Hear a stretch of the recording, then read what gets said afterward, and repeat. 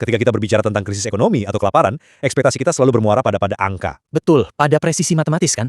Laporan inflasi, daya beli. Ya, tepat sekali. Para pakar akan menunjuk grafik dan berkata, disinilah letak masalahnya. Sederhana. Tapi coba Anda melangkah masuk ke dapur seorang ibu yang memaksakan diri hanya makan selada berhari-hari. Atau melihat keluarga yang terus menimbun makanan kaleng bertahun-tahun setelah masa krisis mereka berlalu. Tiba-tiba, grafik tadi, tidak lagi cukup. Karena kita sedang melihat sebuah lanskap ketahanan pangan yang jauh lebih keruh, di mana memori sejarah, psikologi, dan budaya mengambil alih kendali. Menelisik pengaruh budaya terhadap ketahanan pangan.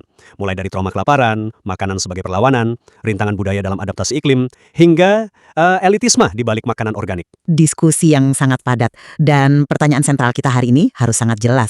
Ya, pertanyaannya adalah, apakah faktor-faktor budaya dan psikologis ini merupakan pendorong utama yang secara fundamental membentuk krisis ketahanan pangan modern?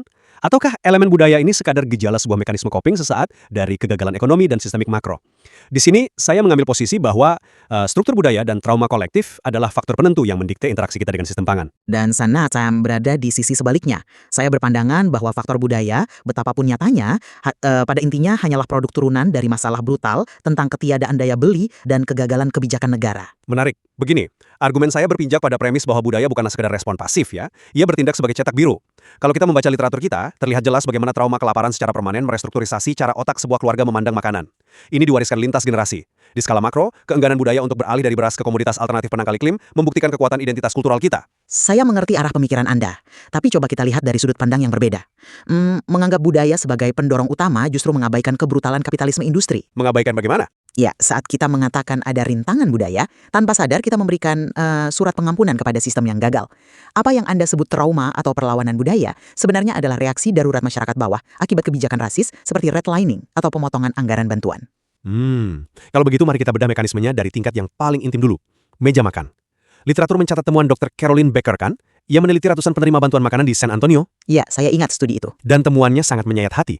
Rumah tangga dengan tingkat kelaparan terparah memiliki kecenderungan paling tinggi untuk memenuhi kriteria klinis gangguan makan. Ini bukan sekedar tidak punya uang. Kelaparan merusak hubungan fundamental dengan nutrisi. Kita melihat figur seperti Tiana Gaines Turner yang hanya makan selada agar anaknya bisa makan. Perilaku menimbun makanan ini tidak hilang begitu saja ketika ia akhirnya mendapat pekerjaan layak. Bukankah mekanisme ini bekerja persis seperti phantom limb syndrome, kaki yang diamputasi tapi ngilunya masih ada, luka ekonominya sembuh tapi refleks budayanya permanen? Saya sama sekali tidak bermaksud mengecilkan kepedihan data itu. Tapi maaf, saya tetap tidak sependapat jika Anda menyebut ini determinisme budaya. Biar saya jelaskan. Silakan. Perilaku Tiana itu lahir murni 100% dari ketiadaan akses ekonomi di momen tersebut. Penghasilan suaminya tidak cukup, kupon makanan pemerintah tidak memadai. Argumen saya sederhana. Jika sistem ekonomi diperbaiki dari akarnya, jika negara menjamin akses pangan segar, budaya menimbun makanan ini pada akhirnya akan pudar. Saya paham logika Anda, tapi saya rasa psikologi manusia tidak semekanis itu. Seperti saklar yang bisa dimatikan oleh slip gaji. Mari kita lihat Bethany Johnson di literatur yang sama. Secara ekonomi, dia sudah sangat berkecukupan sekarang. Tapi saat melihat rak supermarket kosong, otaknya langsung melakukan kalkulasi yang sama saat dia miskin. Mengingat makanan ultra murah seperti keju Belvita. Bahkan, literatur mencatat anak usia 5 tahun sudah bisa menyembunyikan rasa lapar demi melindungi orang tuanya dari stres. Anak 5 tahun, ini sudah menjadi struktur otak, sebuah scarcity mindset yang permanen. Itu pengamatan yang sangat tajam. Tetapi pernahkah Anda memikirkan bahwa trauma yang terus bertahan itu sendiri justru adalah indikator paling jelas tentang betapa rapuhnya sistem ekonomi kita? Rapuh bagaimana maksud Anda? Bethany sudah kaya sekarang. Ya, tapi alam bawah sadarnya tahu sebuah fakta sosiologis yang menakutkan. Di banyak negara modern, kelas pekerja itu hanya berjarak satu krisis, satu penyakit parah dari kebangkrutan total. Jadi refleks menimbun itu adalah rasionalitas ekonomi jangka panjang, bukan trauma irasional. Namun, mari kita tarik diskusi ini sedikit lebih luas, ke tingkat komunitas. Ya, soal otonomi budaya dan perlawanan sosial kan? Transisi ini justru memperkuat argumen saya. Oh, masa? Tentu, luka psikologis di rumah itu tumpah ke jalanan. Makanan berubah menjadi instrumen perlawanan budaya. Ingat program sarapan gratis Black Panther Party tahun 1999? Ya, tentu saja. Kalau kita melihat itu sekedar intervensi ekonomi, rasanya sangat sempit. Mengapa sarapan gratis? Karena ketika negara gagal, siapa yang mengisi perut anak-anak itu akan mendapatkan loyalitas. Sarapan itu bertransformasi menjadi penegasan identitas. Kata Huey P. Newton, itu adalah bertahan hidup sambil menunggu revolusi. Saya tidak membantah dampaknya. Black Panthers mengubah sejarah. Tapi... Sebentar, ada satu contoh lagi yang lebih modern. Eksperimen Koki Tunde Wei di New Orleans. Dia membebankan harga $30 untuk pelanggan kulit putih dan $12 untuk kulit hitam. Wow, ya itu eksperimen yang berani. Sangat berani. Ini pertunjukan budaya kuliner yang memaksa orang kulit putih merasakan ketidakadilan rasial. Jadi, kelompok marginal menggunakan budaya makanan untuk menulis ulang tatanan sosial, bukan sekedar bereaksi pasif. Eksperimen Tundewe memang brilian, tapi Anda menyebut soal agensi dan otonomi budaya. Buat saya, otonomi semacam itu harus diletakkan pada konteks pemicunya. Konteks negara. Tepat. Program sarapan Black Panthers lahir karena kebijakan rasialis seperti redlining. Pemerintah secara sengaja menolak investasi di wilayah kulit hitam, menciptakan food apartheid. Jadi ketika Black Panthers membagikan sarapan, solidaritas yang romantis ini sejatinya adalah penderitaan massal yang diorganisir. Negara menelantarkan mereka. Mengubah ini menjadi sekedar heroisme budaya, berisiko memaafkan kejahatan struktural negara. Saya rasa Anda mengerdilkan daya juang mereka. Saya tidak meromantisasi penderitaan. Saya menyoroti bahwa manusia merespons penindasan dengan penciptaan budaya. Ambil contoh para petani urban kulit hitam saat ini. Yang menanam sayur di lahan kosong perkotaan? Benar. Secara ekonomi, itu sangat tidak efisien. Tapi kenapa mereka terobsesi pada kepemilikan tanah? Karena itu adalah penolakan kultural terhadap warisan perbudakan. Mereka menolak dilihat sebagai alat produksi. Nilai budaya tentang kedaulatan inilah yang memicu revolusi, bukan hitung-hitungan kalori. Agensi itu nyata, saya hargai itu. Tetapi, agensi tersebut bergerak dari dalam sangkar baja kapitalisme. Coba lihat studi dari Karina Kaufman Gutierrez tentang pedagang kaki lima. Penjual taco dan halal cut itu? Ya, mereka ujung tombak budaya kuliner. Tapi saat pandemi melanda, kekayaan budaya yang mereka tawarkan sama sekali tidak menyelamatkan mereka. Mereka berakhir mengantri berjam-jam di bank makanan karena mereka bekerja di luar ekonomi formal, tanpa jaring pengaman. Pada akhirnya, kapitalisme yang menentukan siapa yang antri sumbangan, bukan budaya. Baiklah, jika Anda bersikeras semuanya kembali ke struktur makro, mari kita tarik ke skala global yang tidak bisa dimanipulasi dengan mudah, krisis iklim. Silakan. Perubahan iklim menghancurkan panen pokok. Kita punya solusi agronomi adaptif seperti millet, sorghum, fonio. Tapi hambatan terbesarnya apa? Budaya lidah. Jurnalis dalam literatur kita mencoba memasak millet untuk menggantikan beras, tapi akhirnya menyerah. Iya, dia bilang teksturnya aneh kan? Betul. Selalu kembali ke beras, katanya.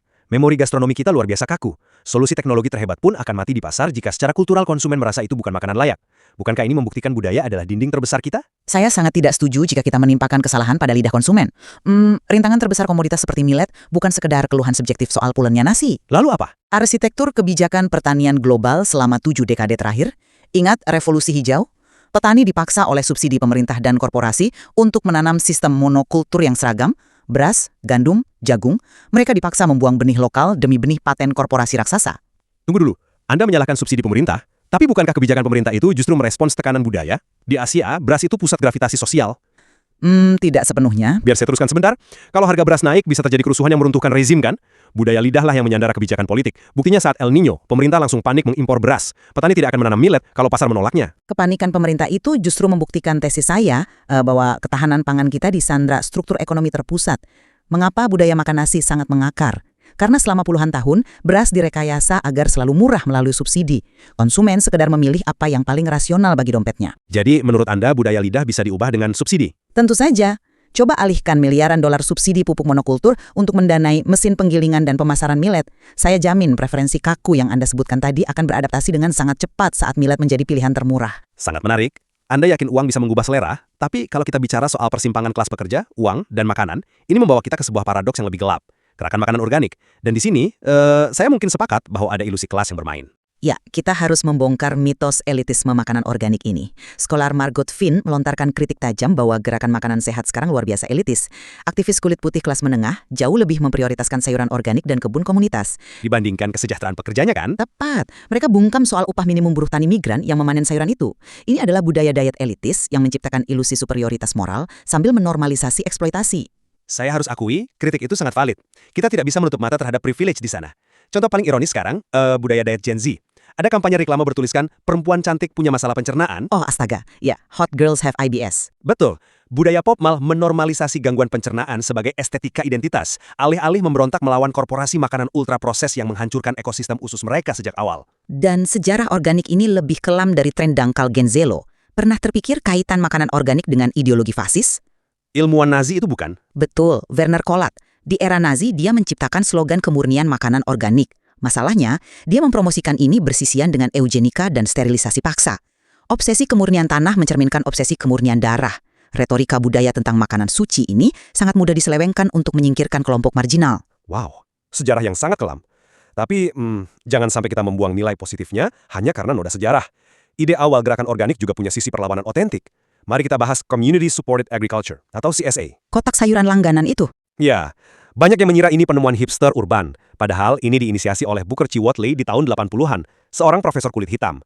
Tujuannya murni mekanisme bertahan hidup, agar petani kulit hitam tidak perlu berutang pada bank yang rasis.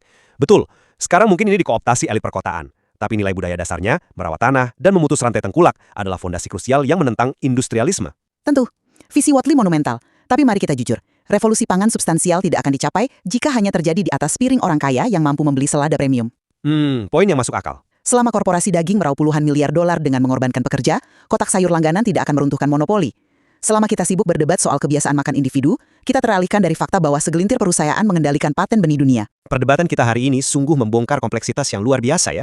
Tarikan antara dua realitas besar. Dari sisi saya, kita melihat gamblang bahwa budaya bekerja aktif membentuk arsitektur perut kita, membatasi fleksibilitas adaptasi iklim, dan mengawetkan trauma lintas generasi. Dan dari sisi saya berharap pendengar melihat bahwa pola kultural itu selalu terjadi di dalam sangkar ekonomi politik yang lebih besar. Perilaku bertahan hidup dirancang oleh inflasi dan monopoli. Kelaparan kronis pada esensinya adalah masalah kemiskinan sistemik. Meski asumsi kita bertolak belakang, saya bersyukur kita setuju pada satu hal. Sistem pangan industrial kita saat ini patah sangat parah. Mencetak rekor laba korporasi, tapi membiarkan jutaan orang terjerembab dalam ketidakamanan pangan. Sepakat 100%. Dan untuk memperbaikinya, redistribusi kekayaan harus berjalan beriringan dengan pergeseran nilai sosial yang menghargai para pekerja di lahan pertanian. Pada akhirnya, krisis ketahanan pangan tidak akan pernah bisa direduksi menjadi sekedar deretan angka. Realitasnya, hidup dalam porsi lauk yang disisihkan seorang ibu dan terekam dalam sejarah panjang perjuangan kita. Jangan biarkan argumen terhenti di sini. Mulailah melihat isi lemari pendingin Anda sebagai jejak artefak budaya yang bercerita tentang kekuasaan dan cara bertahan hidup. Terima kasih telah mendengarkan, sampai jumpa di debate berikutnya.